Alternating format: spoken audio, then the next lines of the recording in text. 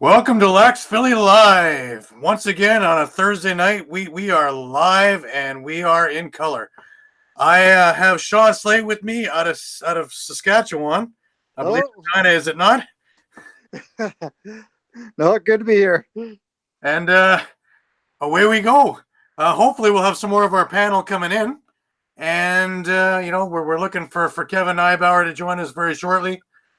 Callum McClurg will join us out of San Diego, hopefully with a few guests, because he's at a San Diego SEAL party, partying it up there in the mid-afternoon of the San Diego time zones. Lucky him. Yeah, you know what? Yeah, here I am in the freezing cold here in Toronto. We call it summer. Hey, we had snow this past weekend out here, so Yeah, it freaking hailed on me on Monday night. I'm looking up, going, yeah. This is great. It's May. yeah, Hey, does this mean that summer runs now until November? apparently. I don't get it anymore. I can't figure out the seasons. From 1 minute to the next, even, like in the morning is -4, and then by the afternoon I'm shorts. So all right, well, we had the final week of the season last week, in which the East was kind of a snore because everybody knew where they were going and more or less just tried to stay healthy. I guess Buffalo tried to stay healthy by running up and down the floor as many times as they could. Apparently. But the West, that was still a thing to behold until the final game, so everybody knew where they were headed. But why don't we start out with the Friday night game, and Toronto visited Vancouver. What do you think, Sean? Big surprise with the score, right? Yeah, a little bit. I mean, Vancouver's an improved team again from last year, but they still got issues to work out. And I think, as you pointed out last week, Gary, I mean, Toronto's not going to lay back in that game. They still have guys coming off injury. You can't really sit those guys. You got to have them knock off the rust before the playoffs. Yeah, I agree. And it's exactly, they brought back Sheldon Burns, Brock Sorensen. He came back. You brought Adam Jones back in, so they were all able to get their feet wet, so to speak. But the one thing that bothered me a little bit is they had Damon Edwards on the injured reserve, and hopefully it was just to rest him, and just we're not going to worry about that. But other than that, it was good to see Adam Jones, and he played a big role in this game. Oh yeah, for sure. Toronto right from the word go. The first quarter actually was a lot closer than I thought it was going to be. Even though we had one moment which was still for the highlight reel. Probably the best shot of the quarter was with less than a second to go, and Nick Rose firing a strike into the center of the net, and it landing in there just a mere quarter of a second too late for it to count. But that would have been the ESPN highlight of the night. Oh, geez, yeah. That was just a heck of a shot, I got to admit. And then the second quarter, all of a sudden, Toronto came to life. Yeah, I was going to say that it looks like they really started to pull away with those 6 goals in the second quarter. Yeah, and then, coming out, you expected Vancouver to make a few adjustments at the half, and they did. They came out on fire, and they got a couple of goals back, and Toronto basically just kept even in that third quarter, but then came the fourth, and bang, there was 5 goals in a row, and this thing was done. Absolutely nothing to see here. But then, Matt Sawyer did have a brain, and he took out Rose and put in Hutchcraft for 2 reasons. 1, to keep Rose healthy and rested, and 2, to get Hutchcraft a little bit more playing time, because who knows, we might very well need him. Yeah, no, that's fair enough. And I mean, this has got to be a positive for the Rock now heading towards the playoffs, to have a pretty solid win heading and have that momentum heading towards the playoffs. Well, what I liked about this more than anything is the special teams were working. You had them score 1 shorthanded goal on top of going 4 for 6 on the power play. You didn't bring along Thornberry, but you had Cree taking faceoffs, and he went 20 of 28. Not bad. No, it's not bad. I mean, Cree's done it before. He's been there before. He's going to be a solid guy that if you need him, he's there. Yeah, I agree. And, it's good to see it because Magnuson hasn't been in the lineup, and he was the other one that was doing face-off. So it's good to have at least Cree back in form. It's funny because Vancouver actually outshot Toronto 52-51, which just goes to show you that Rose did actually have to play. Oh yeah. But then we went on to a weird game on Saturday night. Then we're going to touch on the Rochester New England game before we go anywhere else. Now, last game for this particular Nighthawks group, before they moved to Halifax. Yep. So you have all the emotion of the crowd and the thank yous, and Tim Nabbert, the ones who know him out here. I got the fan of the forever for Rochester, which is well deserved, by the way. Hey, we got Callan with us. Hey, Callan, what's going on? Hey, how we doing, everybody? Hey, good to see you. Glad you could join us. Yeah, glad to be here. Thanks for having me. See, he's rubbing it in, Sean. Look at that. He's got I know. What the outdoors. heck? I could have a drink outdoors too, I really could. I would be a freaking icicle, but I could have a drink outdoors. Yeah, not when the sun's out and you're by the bay in San Diego on the eve of the playoffs. I don't know if it can get any better than this. John, well, can we get any better than that? No, I don't know. Does he want the snow that we had last weekend? No, thank you. I do not do well in cold weather, being a resident Californian, so no. Thanks for the offer, though. Philippines, and they're sitting there looking at the sky, going, "What in the heck is this?" I know, right? Pictures, but what is that? I feel you. Anyways, we're just hopping into. We just talked about the Toronto game last Friday night in Vancouver. Awesome. We're just hopping over into Rochester, and the final ever game for this particular franchise before the expansion one jumps in. Calvin, you had any thoughts on this? Guys, I went through the same ordeal with the San Diego Chargers when they did make their move to Los Angeles. That's about the best I can compare the situation to, is when you're a fan of a team for 10, 20, 30, 40, 50 years or whatever the case may be. And when you have that season of uncertainty like the Nighthawks fans have had to go through, for one, it's been a very bad season on the field with the product and some of the moves made.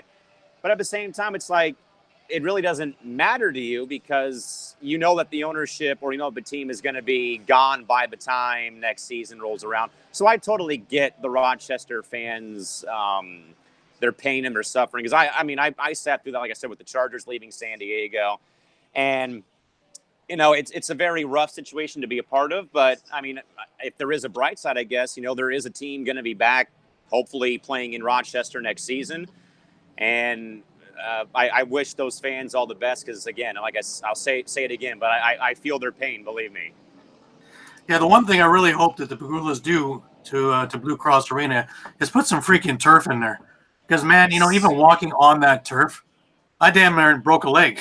Oh, my gosh. It's terrible. Like, that stuff flutes up. It's another, 6-8 inches away from the boards. I'm surprised no one's really had a serious injury in there. But, in that game itself, they came up with such firepower, did Rochester, that at the end of the first quarter, it was 4-0 New England, including an empty net goal scored by none other than Doug Jamieson, which could have been interesting if Nick Rose would have scored in the other one, right? You think, Sean? Yeah, well, it looked like it took a whole half for Rochester to wake up in this game. Yeah, because what was it? 8-1 at the end of the first half, and then it was all Rochester basically for the rest of the game. They damn near pulled it out. Callum, you have anything for us on Rochester? The biggest thing I can say is in any sport, you can't expect to get behind the 8 ball by that many points, goals, runs, whatever, and expect to win a game and make it look a bit more respectable. And all I can say is first halves have been probably a thing for the most part for Rochester, where it's kind of been a bit rocky for the part of the season.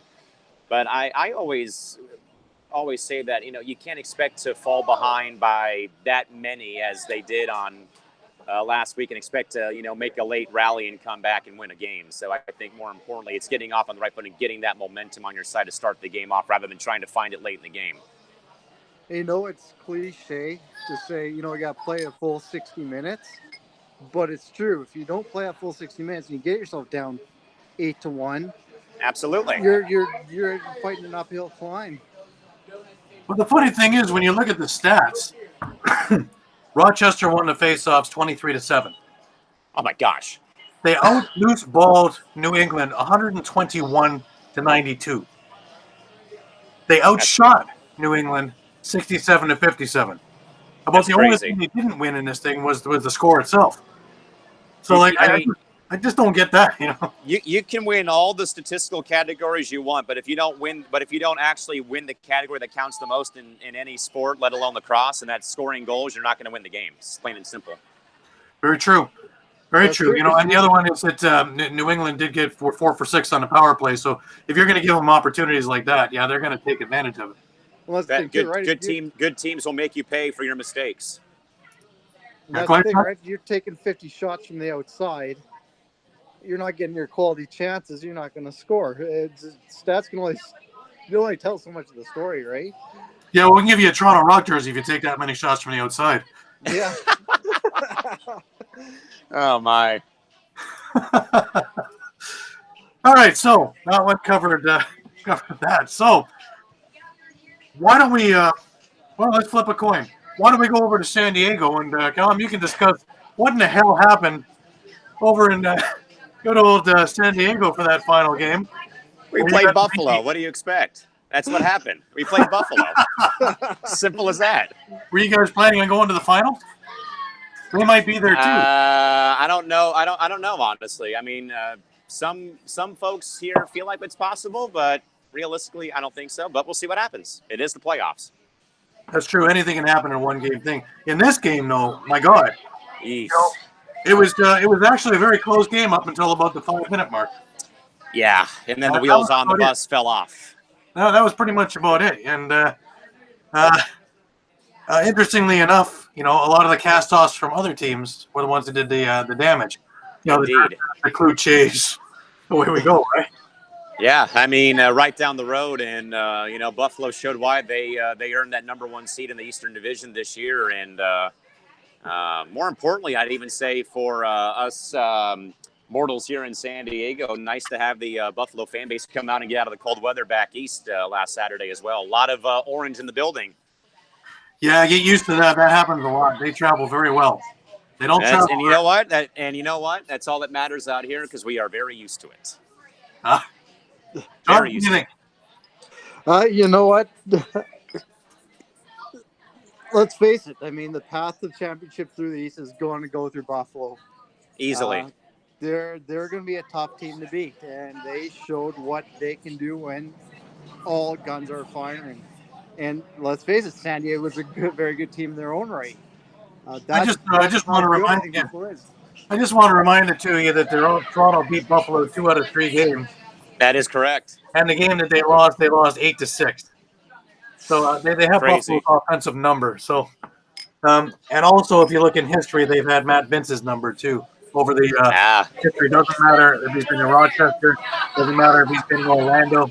They've had his number. So. And honestly, he played a phenomenal game on Saturday, and I credited that to him in my pregame recap, as he was just one of the many reasons why Buffalo won that game last Saturday. But his play in net was beyond amazing, and probably the best goaltending I've seen from an opposition in San Diego this season, honestly. Yeah, Matt Vince has the ability. He's in the same school as Whipper Watson and Dallas Elliott and some of the old-time guys. You don't see it very often. The only one who reminds me of this now is Christian Del Bianco in Calgary.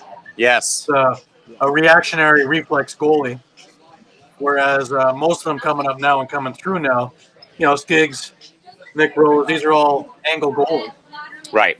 I guess Evan Kirk would go under that thing too as a reactionary goalie too.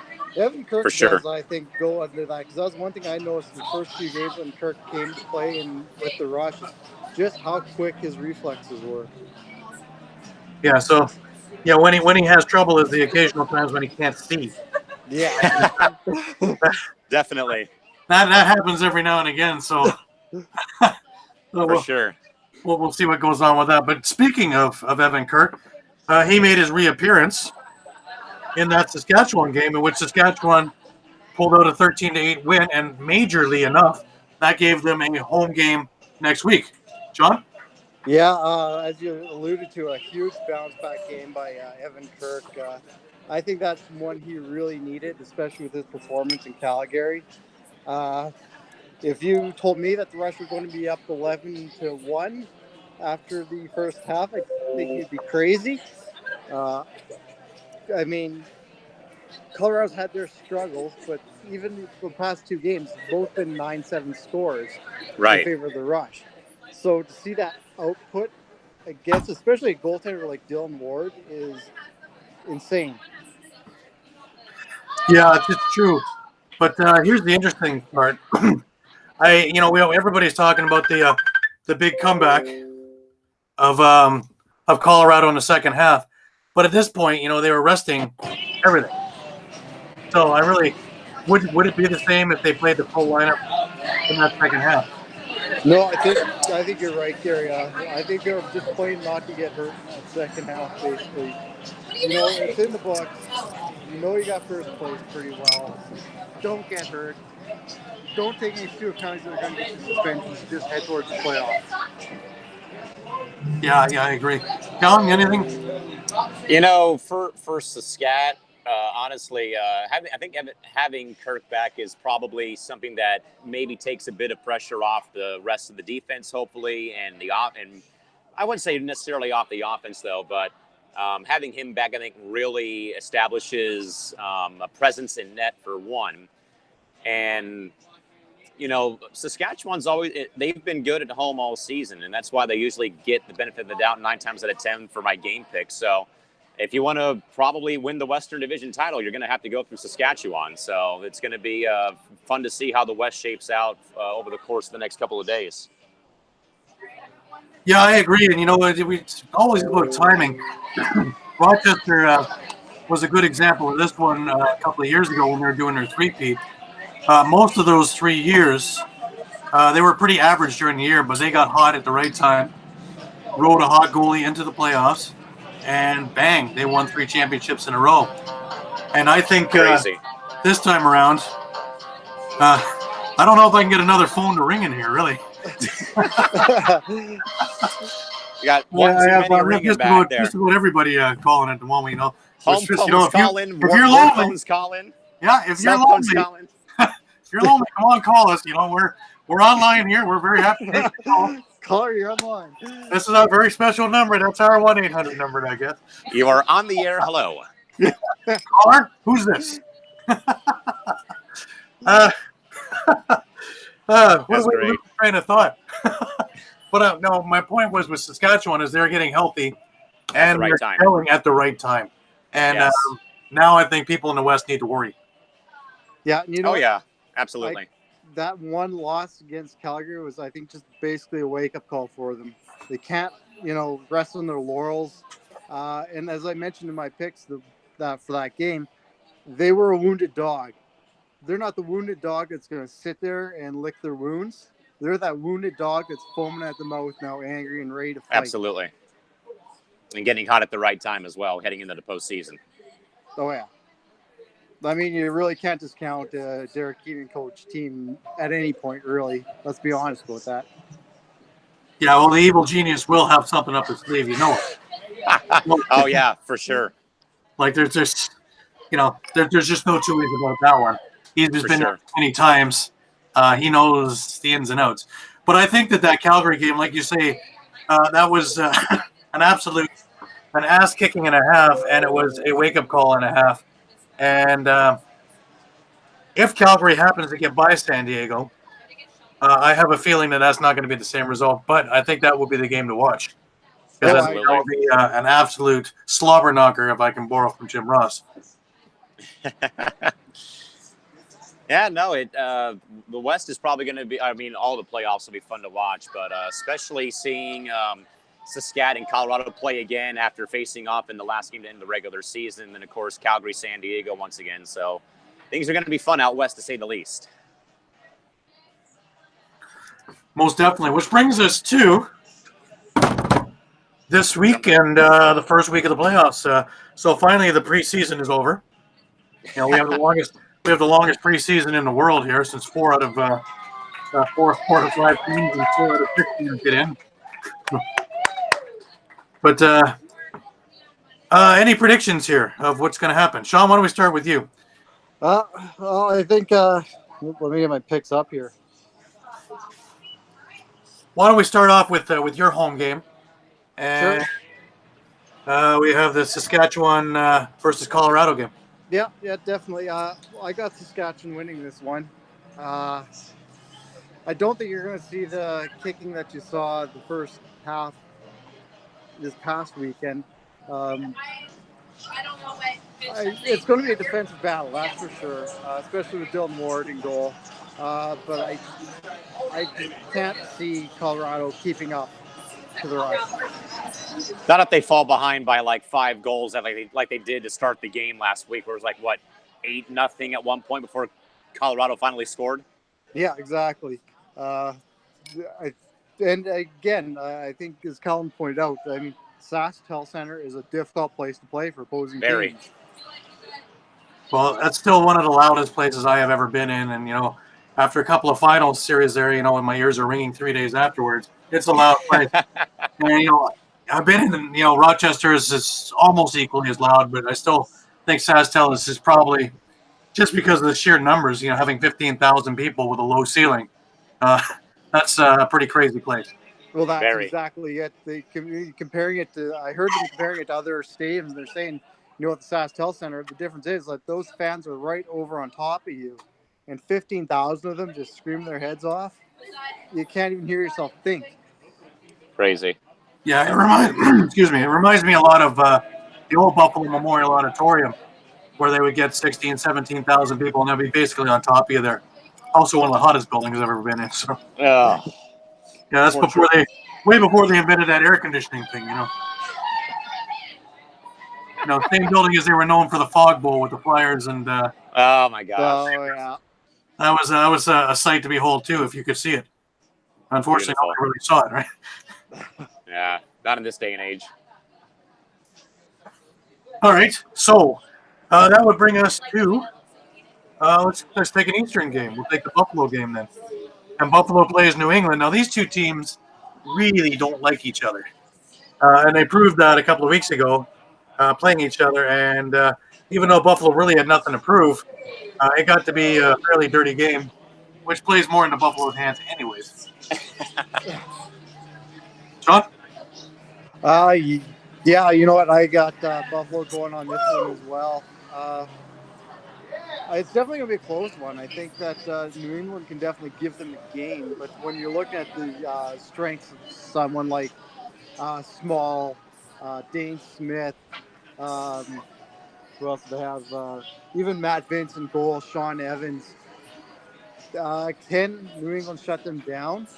I just don't think so. What do you think, Alan? I'm going with Buffalo. I just think that their regular season is one thing. The playoffs are another animal, but Buffalo's just got way too many offensive weapons. And as we said, Matt Vince has been in net.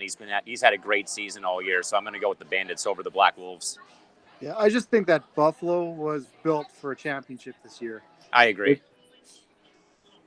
Yeah, I think so too, but I don't think it's going to be as much of a blowout as everybody thinks. Remember that Callan Crawford, he's playing. Yeah, he hasn't got himself suspended again, so he will be playing. Eventually, Stefan, maybe. Depends how the second half goes, really. You've got Stefan LeBlanc also for a good 1-2 punch. There's a number of other little side pieces to it. Colton Watkinson and a few other guys. If he can control his temper, because he has a habit of doing some silly things near the end of the game. He did it in Buffalo. He did it in Toronto. So if he can keep himself straight, maybe he can do it. But I think Buffalo's in there too. All right, so while I got you, Callan, let's go to San Diego. San Diego plays Calgary. Yeah, riding with the Seals. I mean, they won the regular season series over Calgary. I mean, I don't think we're going to see the same 15-9, 16-9 games. I mean, this is going to be a very close matchup, but with San Diego having played so well at home this season, 3 losses all year, can't discount the home field advantage, let alone in a brand new market like this. And as I am here, I am at the playoff kickoff party here at Bayside Kitchen and Bar, and this place is, it's not really jumping, but we got players out here. They're playing shuffleboard next to me, so I'm trying not to get too much involved. I already got Kyle Buchanan already beat me, and Johnny Pearson in cornhole, so licking the wounds a little bit. But I mean, just with how they play this Buchanan season, is closer to the ground. It's easier for him to shoot, for Christ's sake. he's him and Ethan Schott are pretty damn good at cornhole. I'll give him that. I thought I was okay. I don't go to bars very often. But the skinny of things, San Diego gets it. I mean, in my mind, they get it, not because I live here or whatever. But, home field is becoming a thing here in San Diego. And for a fan base that has come out in probably a lot of mind-blowing numbers to some of the, resident been around the league for a while fans, and seeing San Diego, kind of enjoying success in their first season, and above all, first ever playoff berth. Again, I don't think it's going to be a very, lopsided affair, but I still think San Diego wins on their home floor. Sean? Actually, the people in San Diego are not going to like me for this one, but I'm going with Calgary. But yet half of your fan base is rooting for us on social media. No, and I would actually rather play San Diego than Calgary, to be quite honest with you. Because Absolutely. Calgary is the team that really scares me this playoffs. They are so wildly inconsistent. You don't know. But yet they might rattle it off in the playoffs. That's the thing. You don't know which team is going to show up. Either they're going to be, a championship caliber team, or they're just going to stink the joint up. The reason I picked Calgary, though, is ask Colorado Rams fans about Calgary in the playoffs. They just seem to pick it up at the right time. When you think they're down and out, they'll win that game. Yeah, I gotta admit, I'm with you on this one. I have Calgary picked on this one also. When you have the likes of experience, right, with Dane Dobby, Curtis Dixon, Reese Dutch, Dan Taylor, it goes on really. Mitch Wild, even in transition, Zach Courier, and then you have Christian Del Bianco in net, which is your X factor. I really, with the exception of one game this year, I haven't really seen him had an awful game. So, he's able to steal that one for you too, a la Matt Vince. So, I see what you did there. So hard to resist. I agree. Hit it. Cheers to that one. There you go. Wow, you got the whole squad there with you. Thanks. Yeah, we do. Probably the best pre-game warm-up thing I've ever seen. Indeed. Plenty of pictures coming on the Lax Philly Facebook page later on, by the way.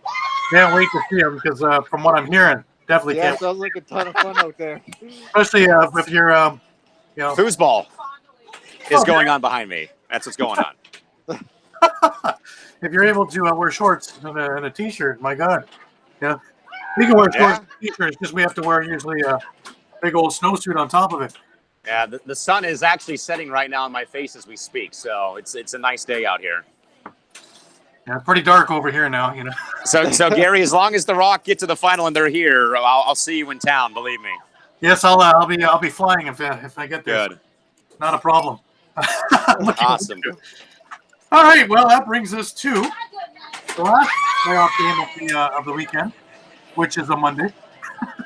Same here. I love that. In Georgia, where you can get about 1,000 people on a Saturday, we're going to see that we can fill the joint on a Monday night. 999 on Monday. That's all. Good luck with that. Or 1,499. That's going to be bring your kids to work day. We've got the custodial staff and maybe a couple of concession people. We're going to have to keep a counter on the road in front of the arena, and any car that drives over is going to get counted. And then maybe, just maybe, they'll hit 3,000. If I remember bobblehead night, I think it was the first 2,000 got a bobblehead. Everybody went home with 5. Oh, man. I've been there before, believe me. Yeah. But to me, it's crazy. But this is probably the game of the week. You have Toronto and Georgia who match up in every way. Every way you can think of. Both teams are very strong offensively. You know, of course, you have the Thompson brothers. You have Holden Catoni. You Yep. have a few others. You know, plus Randy you have, Scott's. yeah, you can't forget Randy. You also have Jed Williams as your transition guy, and a few others in there. Whereas Toronto, you've got the likes of Adam Jones, Tom Schreiber, um, Rob Hellier, Dan Lindner. The list goes on and on and on. Transitionally, everybody's healthy now, and you've got Brock Sorensen. You've got now to lose me, Sheldon Burns, and a few others, and hopefully Damon Edwards will be healthy because he's probably the gazelle of the group. And then in net, you have Poulin against Rose, and fairly even thing too. Again, Poulin, a former Rock, who is a little bit more mobile than Rose, but Rose who's a pretty good angle goalie. My pick is obviously a homer. I'm taking Toronto. Women of prayer because I want to keep going in the playoffs. What do you think, Cal? No, I'm actually with you. I feel like there's an upset somewhere. I don't think it's going to be Buffalo, San Diego, or Saskatchewan. I think it's actually Georgia. I mean, while they played well at home all season, I think they're bound to slip up eventually sometime soon. And, of course, the worst time to slip up would be now in the playoffs. And I think that Toronto and I think you said that Georgia and Toronto are very even. I just feel like that for some reason my gut's been going with Toronto for some reason. I'm going to go with the Rock. I'm going Toronto on the road. All right, Sean. Yeah. You know what? Make that 3, actually. I got Toronto as Dilly well. dilly. Woo! Look out. I got Toronto as well. And you know what? Well, it is very even match for the goaltending. We have to remember that Mike Poulin has been out for the last couple of weeks. Exactly. So we how don't much even know if rust he's is gonna he play. going to have? Well, if you got Orleman in that or something like that, I like Toronto's chances even more. But the other thing to remember is, you know, we're talking about whether it's an upset. Well, both Toronto and Georgia finished 12-6. Tied overall in the regular season. Yeah, right? and really, Exactly. both teams had a decisive victory over one another. And the very first game of the year, Toronto actually was winning with 2 minutes to go. And then the Lyle Thompson show happened. And with about 30 seconds to go, he scored with a winning goal. And that's the difference in our, whether it's a home or a away playoff. Right. So I think this is probably your most evenly matched game to boot. And honestly, might be and honestly, it could be one of the more better games to watch. Honestly, as we've said that they're even now, and it is the postseason. Yeah, I was surprised to see overtime in this one. yeah, it wouldn't shock me in the slightest because, like I said, they match up well in every category. Right. I might give a slight edge in faceoffs to Toronto, which at least would be possession time, which would even out the Thompson factor. But other than that, I put this as a very, very even game. The only way that I see Toronto not making a stand in here is if they have one of their, and I cringe to say this, one of their slow starts. Right. And they've been notorious for doing this, where they seem to wake up about 8 or 9 minutes into the game, down 2-0. And that happens here, and this could be 6-0. And then it gets to be a real could be battle. right. And I think that's where that could be the difference with if Poulin is still rusty from having 2 weeks off. Could Toronto be the one getting that quick start, and now Georgia has that uphill battle? Excellent point. Yeah, I agree. I think if Toronto can get a momentum burst, there's enough in that offense to keep it rolling. And that defense has proven over the season that even when the offense isn't going, they won one game strictly on transition alone. I think they had 14 points of transition, 7 goals and a lack of assists. Crazy. So yeah, they can do it that way as well. And when you have Captain Jalen Rogers racing up and down the floor, anything's possible. And I love when they've now put him on the power play because it brings a whole new dimension and has woken up their special teams units. So I think Georgia's going to have a little bit to contend with there too. For sure. All right, well, that takes care of our first round.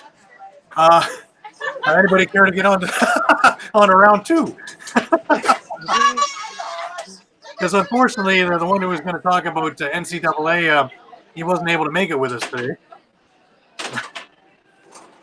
Sean, Alan, you look like you're having far too much fun there. Yeah, there's way too much fun over there. Yeah, we are having too much fun over here. The sun's going down and the party's just starting. So I'm going to actually head out and go and revisit some of the players. But here's a look at downtown San Diego. So, Gary, make your plans now to come out for the final. Sounds beautiful. I can't wait to do that, believe me. And I don't think All I've seen right. that many scooters in one place. Oh goodness, they are a public nuisance, but I ride them every once in a while. So believe me, we know all about it. You guys have a great night. I'll have more coverage for you on the Facebook page in a few minutes. All right, thanks, Cal. Thanks for All right, joining thanks, us. No problem. Later. That was Callan McClurg, and we really appreciate him taking time out of that party to talk with us.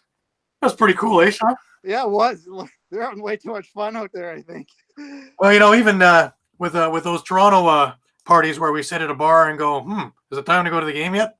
The Saskatchewan parties are pretty cool too. So Yeah, I was going to say, I remember last year at the finals where they had the party up at the steps at the stadium there right before the game. that was a lot of Players fun. coming off the bus. It was a lot of fun. That was a lot of fun, especially when they announced the teams, when the team players one at a time, and that was done very, very well. But we're now in the playoff season, so now everything matters. Everything is under the microscope. Well, that's the thing, right? It's pretty much a brand new season now. Anything can happen at this point. Yeah, anybody who can put together a run, anybody who can, just absolutely keep themselves healthy. I think that's the key here.